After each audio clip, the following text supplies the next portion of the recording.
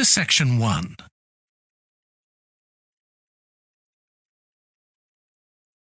Section 1.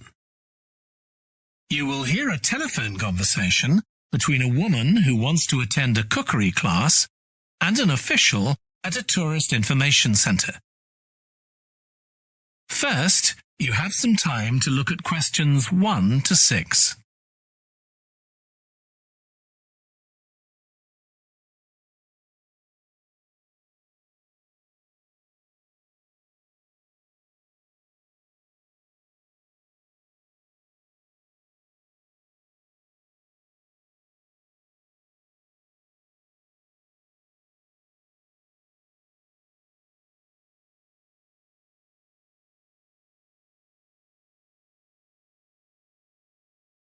You will see that there is an example that has been done for you.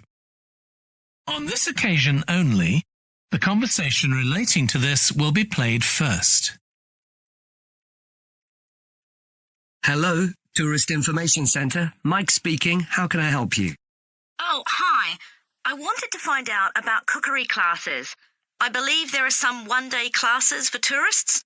Well, they're open to everyone, but tourists are always welcome. OK, let me give you some details of what's available. There are several classes. One very popular one is at the food studio.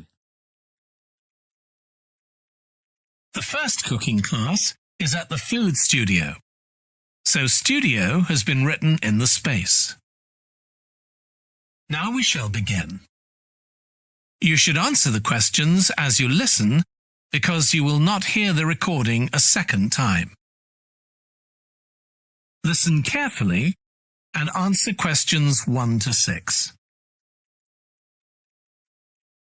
Hello, Tourist Information Centre. Mike speaking. How can I help you? Oh, hi. I wanted to find out about cookery classes. I believe there are some one-day classes for tourists. Well, they're open to everyone, but tourists are always welcome. OK, let me give you some details of what's available. There are several classes. One very popular one is at the food studio. OK. They focus on seasonal products, and as well as teaching you how to cook them, they also show you how to choose them. Right, that sounds good. How big are the classes? I'm not sure exactly, but they'll be quite small. And could I get a private lesson there? I think so. Let me check. Yes, they do offer those. Though, in fact, most of the people who attend the classes find it's a nice way of getting to know one another. I suppose it must be, yes. And this company has a special deal for clients where they offer a discount of 20% if you return for a further class. OK, but you said there were several classes. That's right. Another one you might be interested in is Bond's Cookery School. They're quite new. They just opened 6 months ago, but I've heard good things about them. They concentrate on teaching you to prepare healthy food, and they have quite a lot of specialist staff. So, is that food for people on a diet and things like that? I don't know if I'd be interested in that. Well, I don't think they particularly focus on low-calorie diets or weight loss. It's more to do with recipes that look at specific needs, like including ingredients that will help build up your bones and make them stronger, that sort of thing. I see. Well, I might be interested. I'm not sure. Do they have a website I could check? Yes. Just key in the name of the school. It'll come up. And if you want to know more about them, every Thursday evening they have a lecture at the school. It's free, and you don't need to book or anything. Just turn up at 7:30. And that might give you an idea of whether you want to go to an actual class. Before you hear the rest of the conversation, you have some time to look at questions 7 to 10.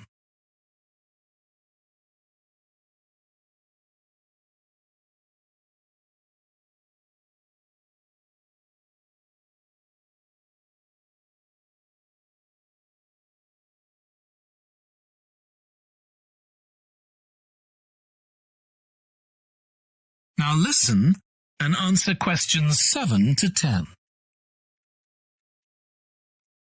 OK, there's one more place you might be interested in. That's got a rather strange name. It's called the Aretsa Centre. That's spelled A-R-R-E-T-S-A. OK. They've got a very good reputation.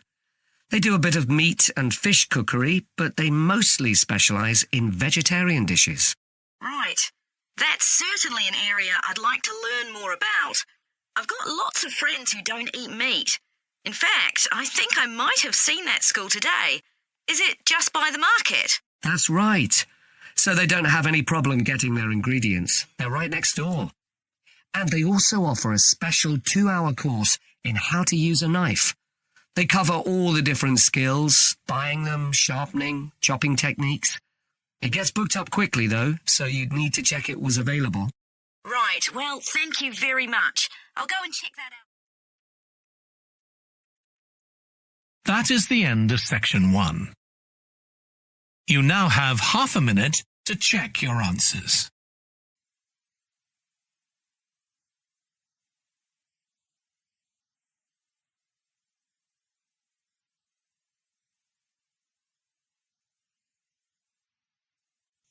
Now turn to section 2.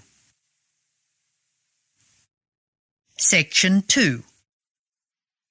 You will hear a woman giving a presentation about a holiday on an island in Britain that her company organises. First, you have some time to look at questions 11 to 14.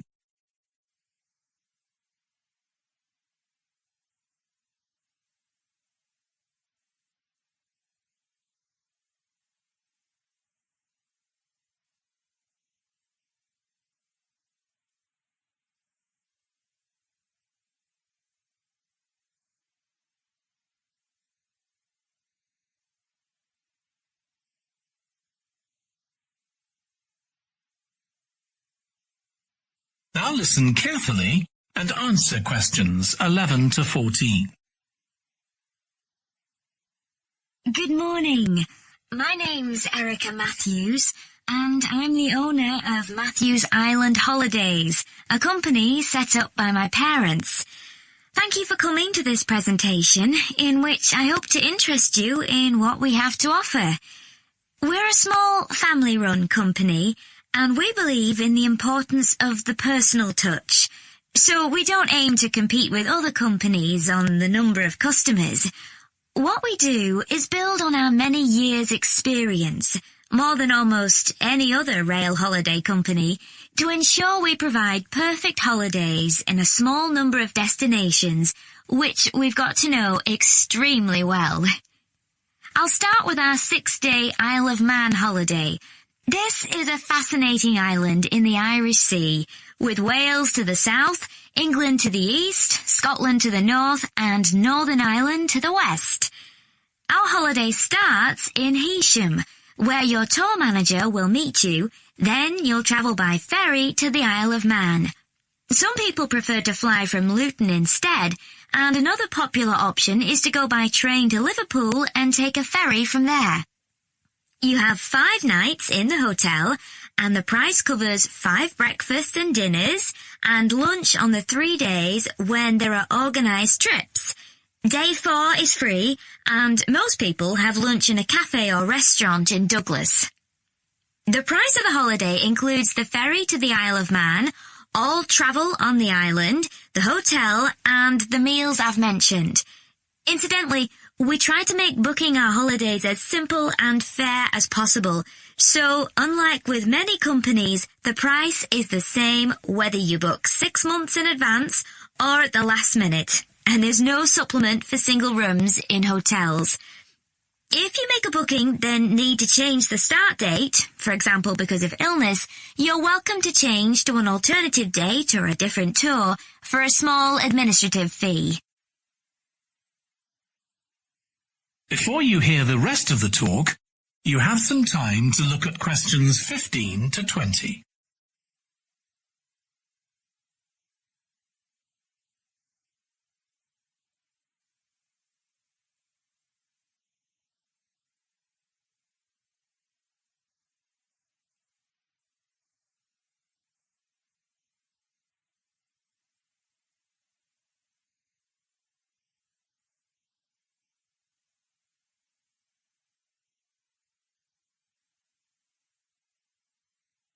Now listen and answer questions 15 to 20.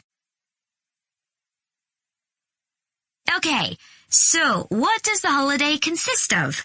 Well, on day 1, you'll arrive in time for a short introduction by your tour manager, followed by dinner in the hotel. The dining room looks out at the river, close to where it flows into the harbour, and there's usually plenty of activity going on. On day 2, you'll take the coach to the small town of Peel, on the way calling in at the Tynwald exhibition. The Isle of Man isn't part of the United Kingdom, and it has its own parliament called Tynwald. It's claimed that this is the world's oldest parliament that's still functioning, and that it dates back to 979. However, the earliest surviving reference to it is from 1422, so perhaps it isn't quite as old as it claims. Day 3, we have a trip to the mountain Snaefell. This begins with a leisurely ride along the promenade in Douglas in a horse-drawn tram.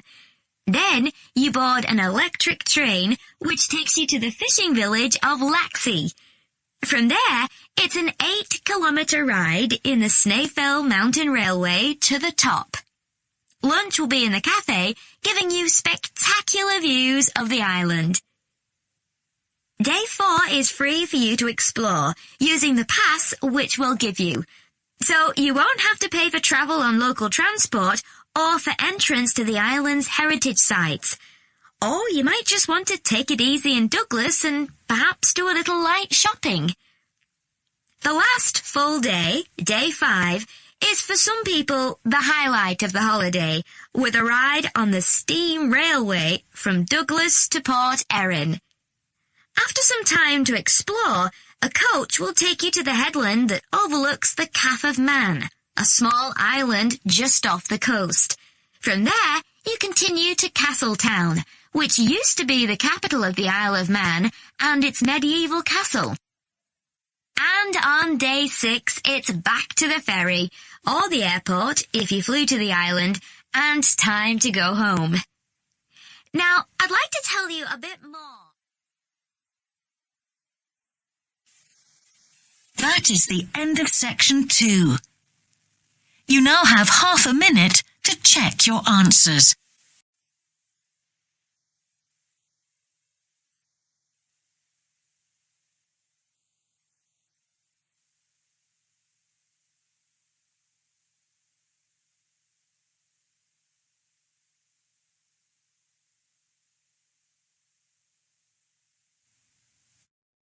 Now turn to section 3. Section 3. In this section, you will hear a conversation between Mrs. Lamb, a member of the staff in a large hospital, and Andrew, who is a student in the nursing school. Mrs. Lamb is explaining the rules about visiting hours in the hospital. Look at questions 20 to 25.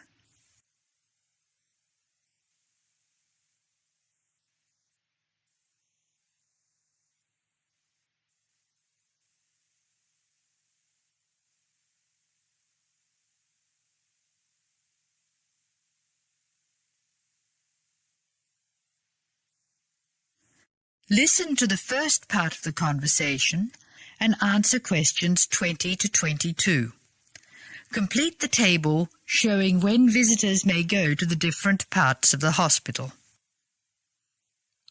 Hello, Andrew. I believe you want to know about visiting hours. Yes, I do, Mrs. Lamb. I have to fill this form out, and I'd like to have some idea why the different parts of the hospital have different times for visiting. I see. Well, let's start with an obvious one. Intensive care.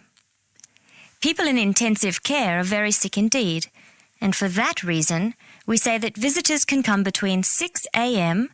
and midnight. I can understand that. At the other end of the scale, our maternity patients are usually quite well, but we restrict their visiting hours from 8 a.m. to 8 p.m. We find they get very tired if we permit visitors all the time. I see. What about the surgical wards? The doctors prefer to do their rounds early in surgical, so visiting hours are 9 a.m. to 9 p.m. Surgical patients are often on very heavy painkillers, and they aren't really very good company for their visitors. But surely the visitors come to cheer up the patient, not the other way round. Of course. And often the visitors are able to help the patient a lot. That's why we allow visitors all day, the full 24 hours in the emergency ward. They help comfort the patient while they're waiting to be diagnosed. In the second part of the discussion, Andrew will ask Mrs. Lamb about the people who are allowed to visit patients. Look at questions 23 to 25 first.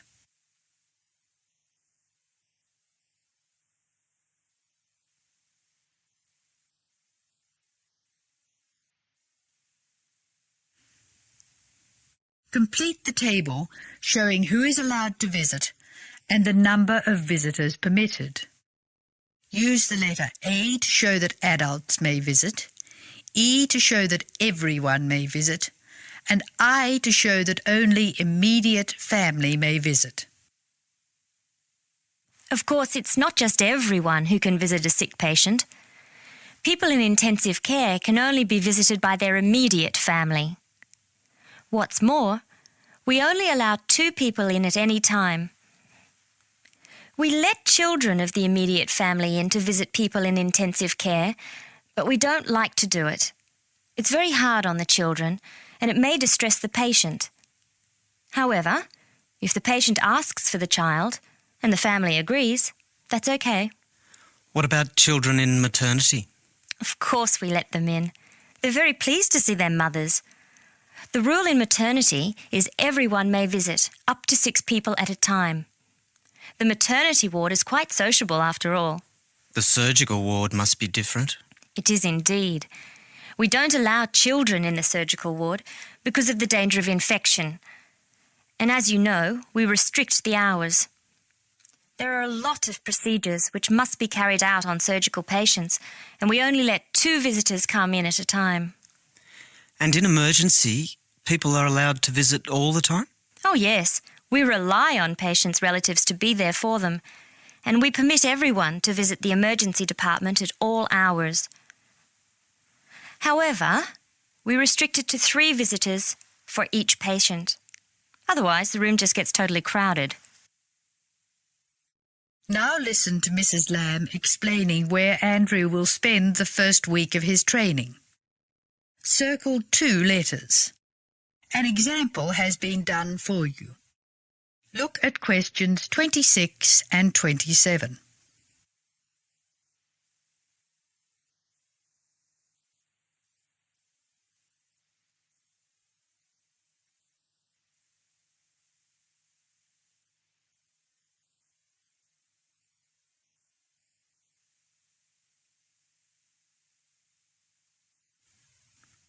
Circle 2 letters in each answer.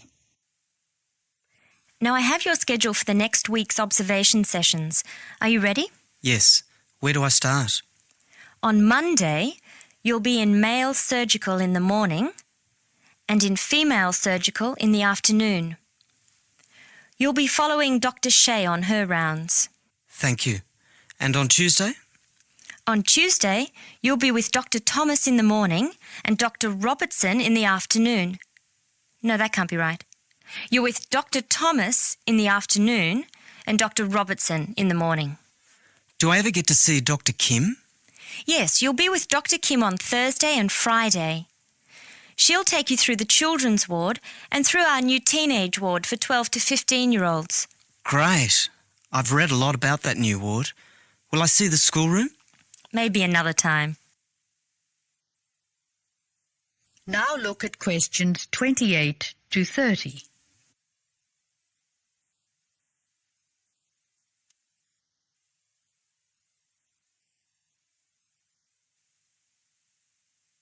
Now answer questions 28 to 30. Write no more than 3 words or numbers for each answer. And what will I do on Wednesday? On Wednesday, you'll join the other students for lectures. You'll be in the Redmore lecture room between 8 and 10 a.m. and later between 2 and 3 p.m. Thank you. Do you know how big my class is? The intake this term is 200 first-year students. I'm pleased to say about 1/3 are men, which is good. Nursing used to be an almost entirely female occupation. I know. My father trained as a nurse, and he was considered very unusual. Is he still working as a nurse? Yes, he's working in a hospital in the country. I guess I just wanted to follow his example. That is the end of section 3. You will now have some time to check your answers.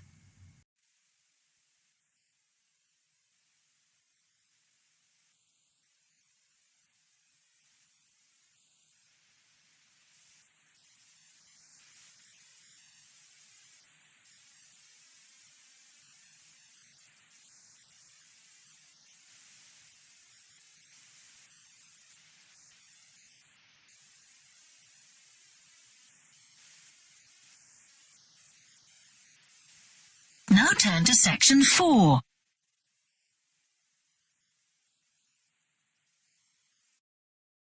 Section 4.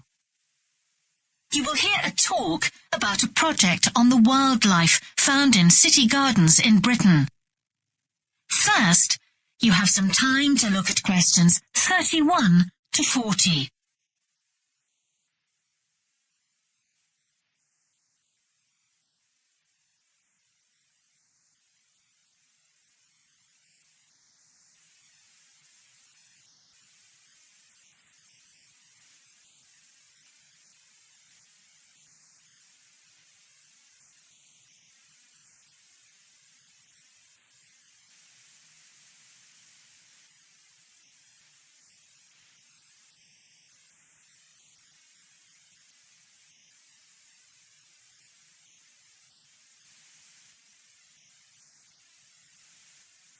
Now listen carefully and answer questions 31 to 40. Good morning. Today I'd like to present the findings of our Year 2 project on wildlife found in gardens throughout our city. I'll start by saying something about the background to the project, then talk a little bit about our research techniques, and then indicate some of our interim findings. First of all, how did we choose our topic? Well, there are 4 of us in the group, and one day, while we were discussing a possible focus, 2 of the group mentioned that they had seen yet more sparrowhawks, one of Britain's most interesting birds of prey, in their own city centre gardens, and wondered why they were turning up in these gardens in great numbers. We were all very engaged by the idea of why wild animals would choose to inhabit a city garden. Why is it so popular with wildlife when the countryside itself is becoming less so?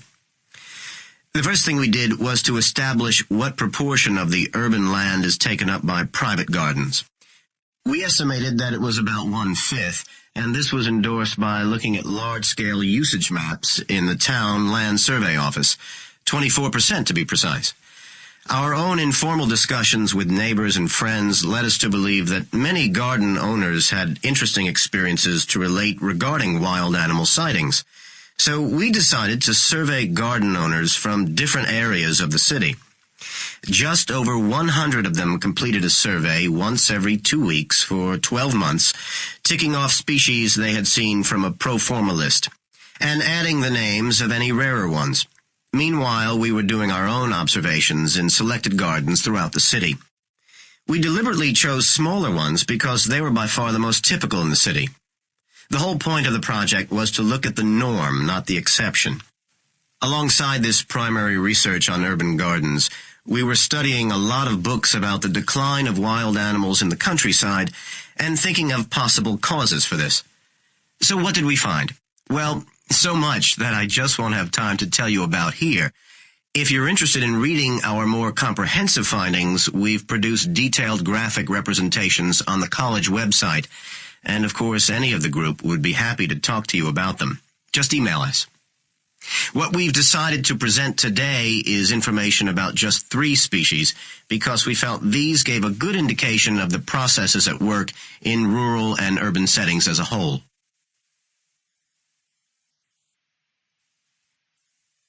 The first species to generate a lot of interesting information was frogs, and there was a clear pattern here. They proliferate where there is suitable water. Garden ponds are on the increase. Rural ponds are disappearing, leading to massive migration to the towns. Hedgehogs are also finding it easier to live in urban areas, this time because their predators are not finding it quite so attractive to leave their rural environment, so hedgehogs have a better survival rate in cities. We had lots of sightings, so all in all, we had no difficulties with our efforts to count their numbers precisely. Our final species is the finest of bird singers, the song thrush. On the decline in the countryside, they are experiencing a resurgence in urban gardens because these days gardeners are buying lots of different plants, which means there's an extensive range of seeds around, which is what they feed on. Another factor is the provision of nesting places, which is actually better in gardens than the countryside. Hard to believe it, but it's true. Incidentally, we discovered that a massive new survey on song thrushes is about to be launched, so you should keep an eye open for that. Now, I'd be happy to answer any questions you may have. That is the end of section 4. You now have half a minute to check your answers.